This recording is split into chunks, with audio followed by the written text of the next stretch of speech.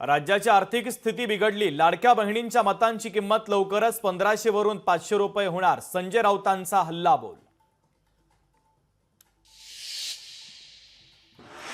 अजित पवार निधी देत नाही, शिंदेंची शहांकडे तक्रार। संजय राऊतांचा दावा। राज्याच्या आर्थिक स्थितीमुळे अजितदादाही सध्या चिंतेत।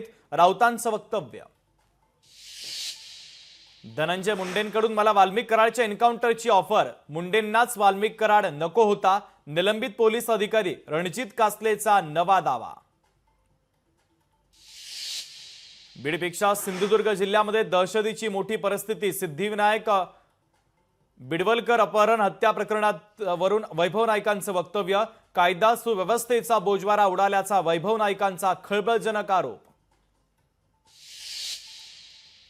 पंतप्रधान मोदींसाठी रामपाल कश्यप हे गेल्या 14 वर्षांपासून अनवाणी, तर पंतप्रधानांनी प्रत्यक्ष भेटून कश्यप यांना दिली पादत्राणं।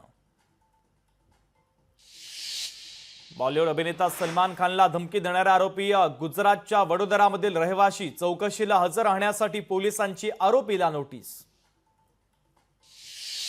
मेहुल चोक्सीला भारतात आणण्यात अडचण येण्याची शक्यता, कारण चोक्सीच्या प्रत्यार्पणाची प्रक्रिया लांबलचक असल्याचं कायदे तज्ज्ञांचं मत।